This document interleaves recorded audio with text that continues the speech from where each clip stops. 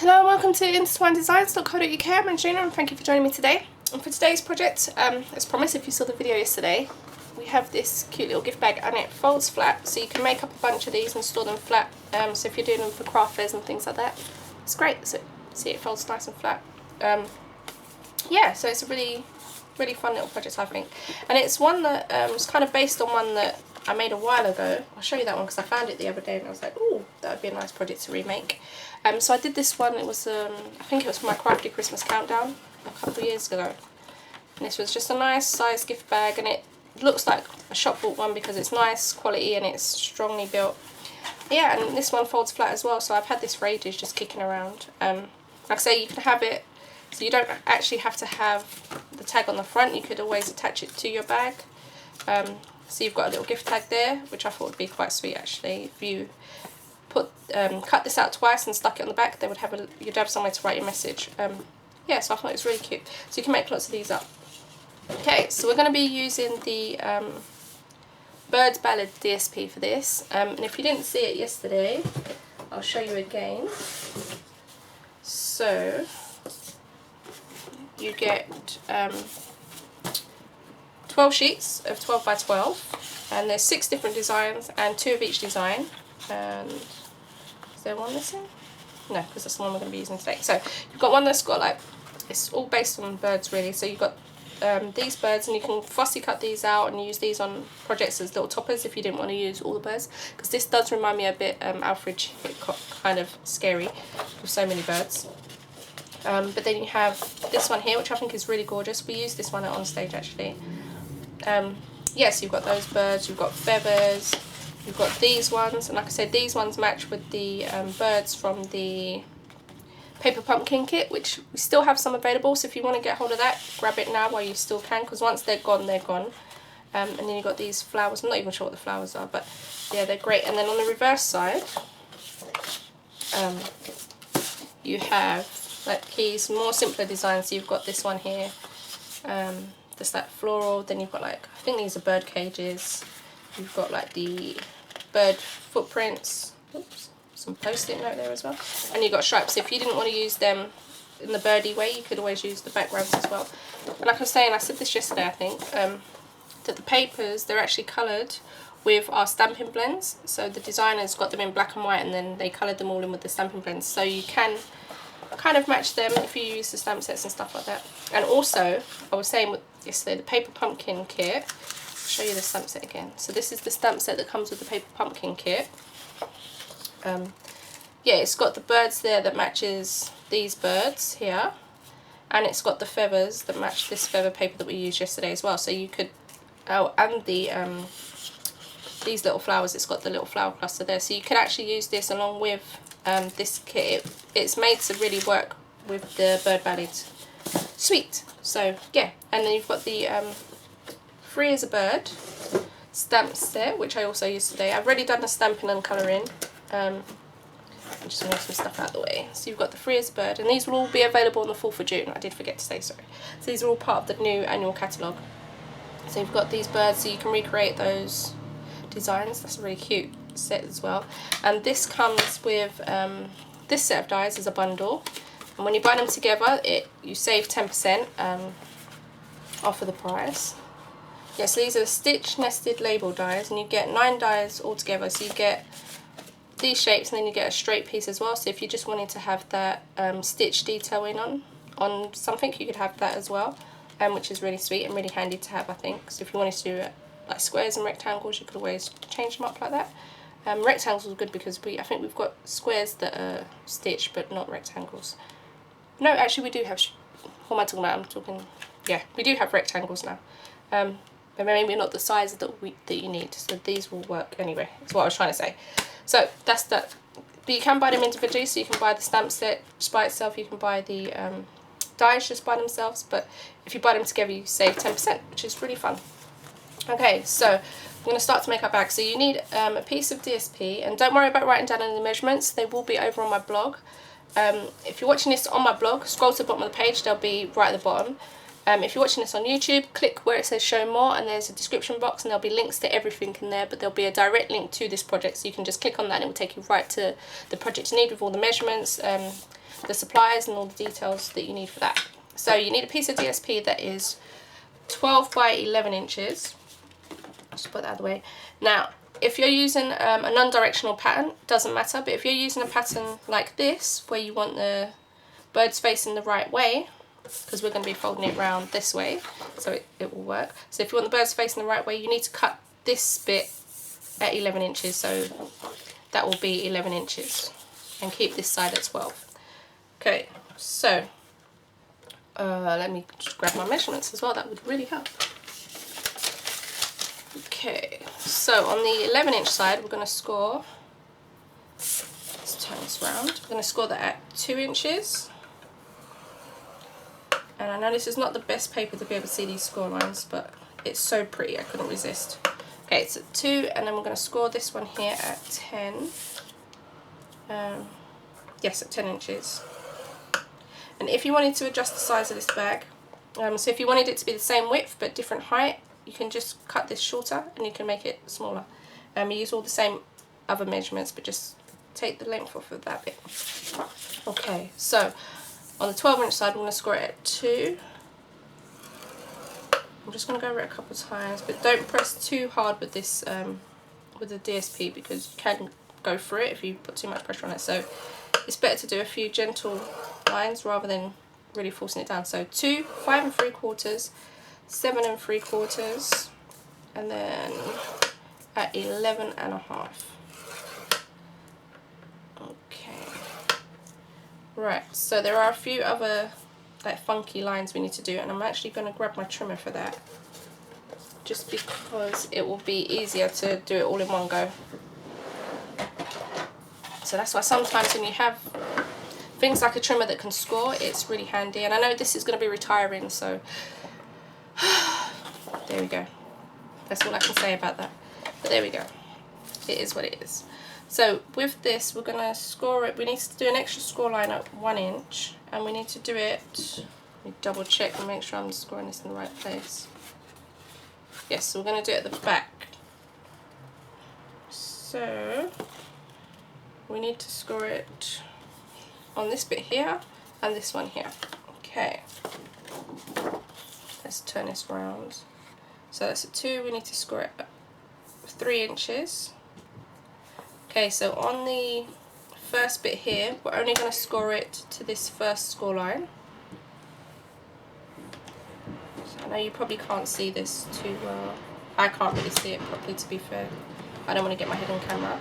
And then we're going to score it from the, so we're going to leave this section here, and then the rest of this section here we're going to score all the way down. So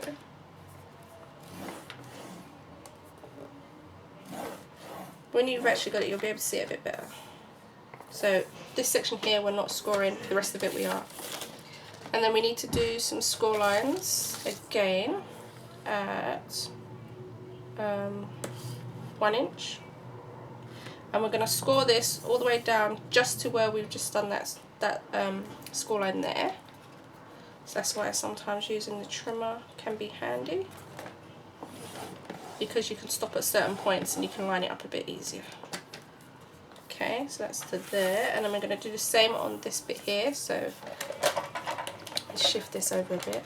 So we scored it at 1 and at, where are we here?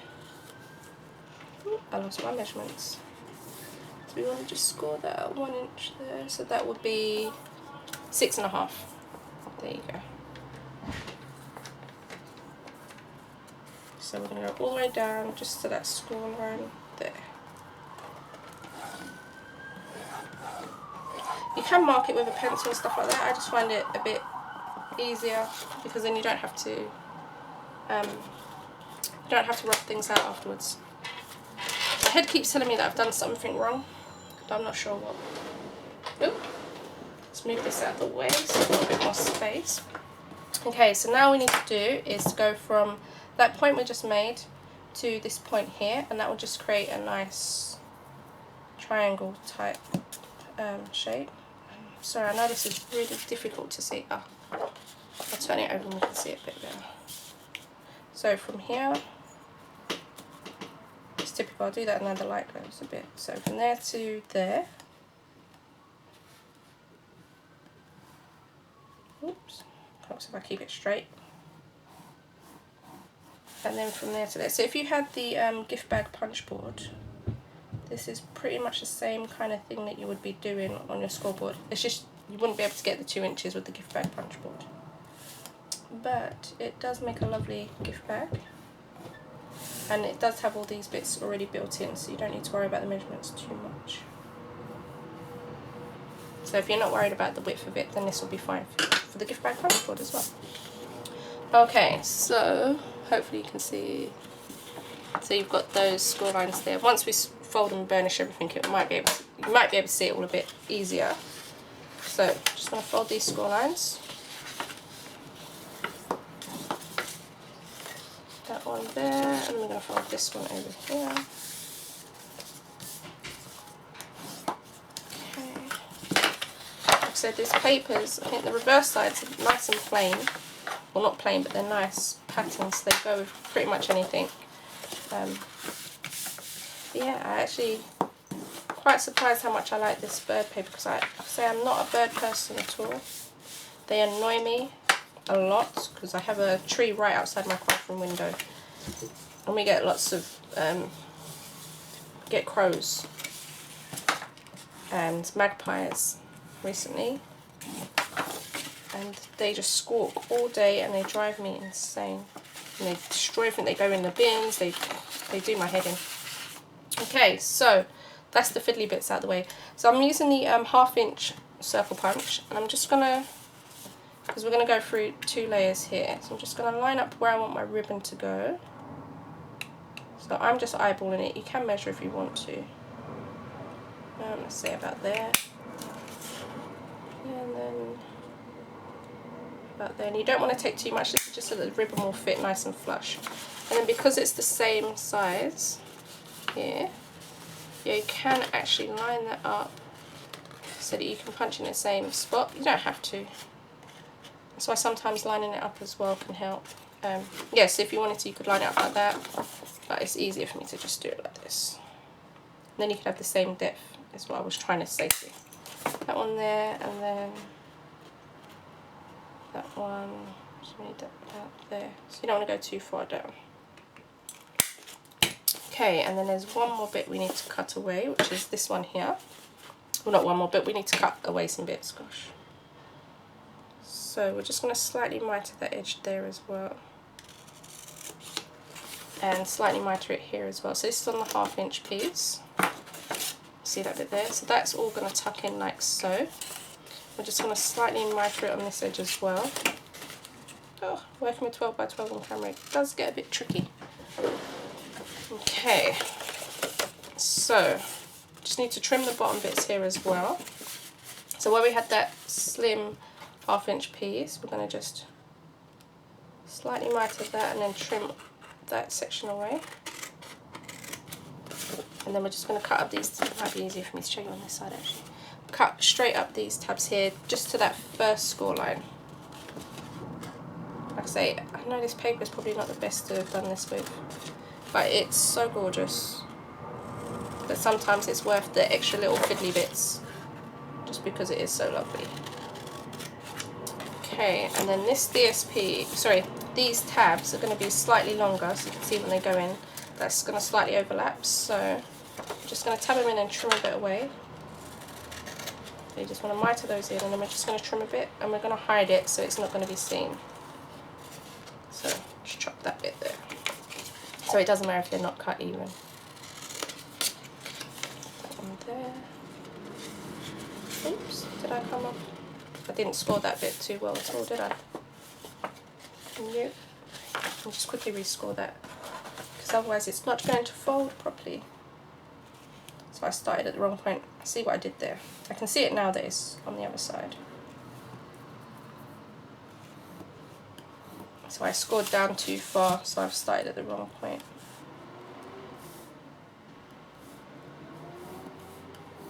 There we go.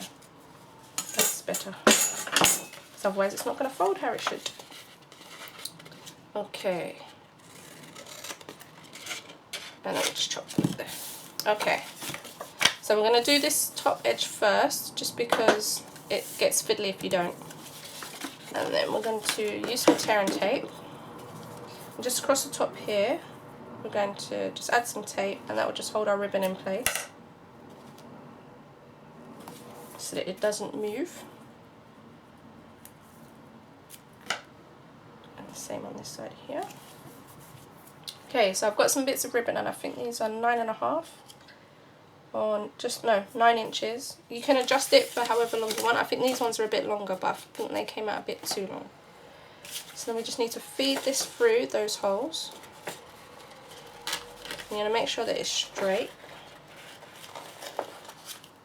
And then we're just going to peel back the tape a bit here. And so you can just peel it so that it's smaller amounts of tape. And I'm just going to stick that about halfway down, just so that it doesn't overlap and you've still got this bit here where you can tape it down. Okay, so if you did a long strip, what you do is just pull it back until you're ready to stick it yourself. So that's that one done. And then move this up so you can see that bit better.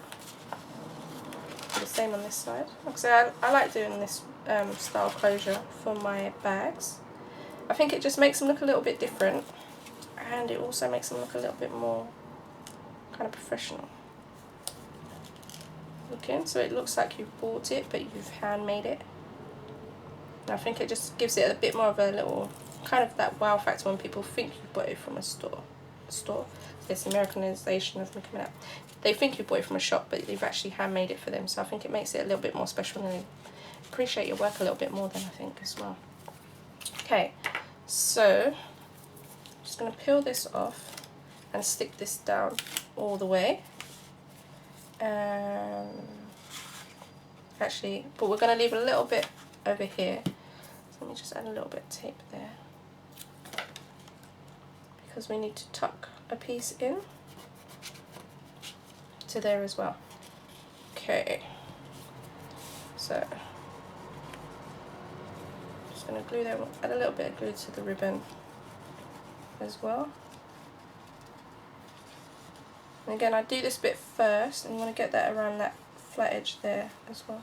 You can use your tape for this, because it's just to basically hold this in place. And we just need to tuck this bit in behind this. You don't have to, but I just think it looks a bit neater. So we're going to just quickly add some glue to this bit as well. And actually, I think we might use our tape on this. Might make it a little bit quicker. So if you are taping this, I'm going to make sure you get it right near that edge so that it holds it in place. Oops.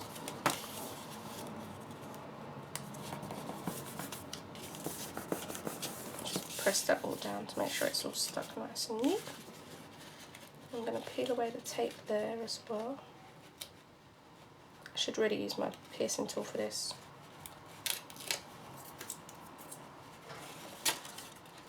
Oh. I'm going to peel this away, so I'm just really fingers and thumbs today.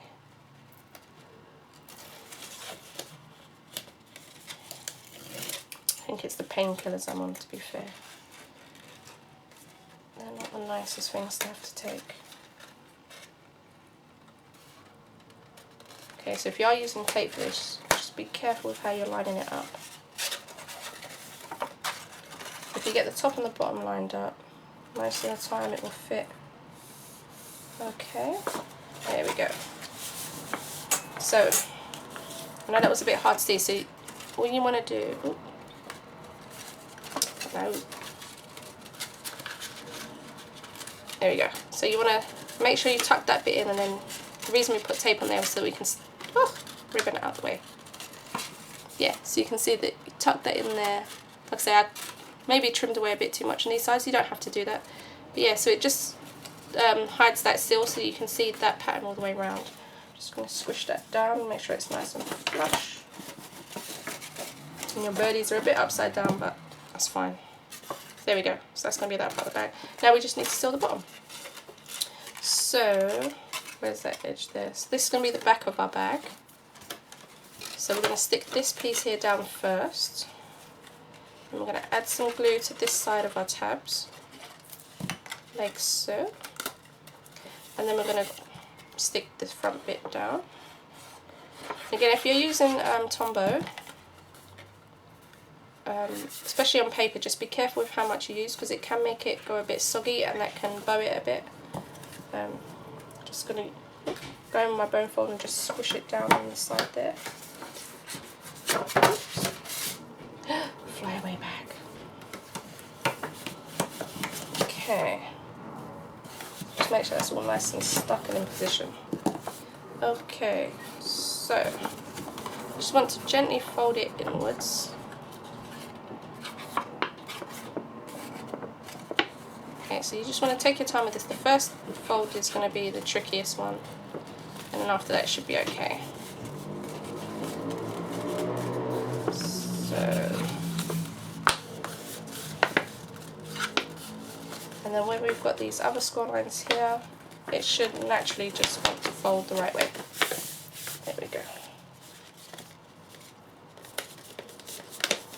So you can go back over with your bone folder, just press all those sides down so you know it's all nice and flat.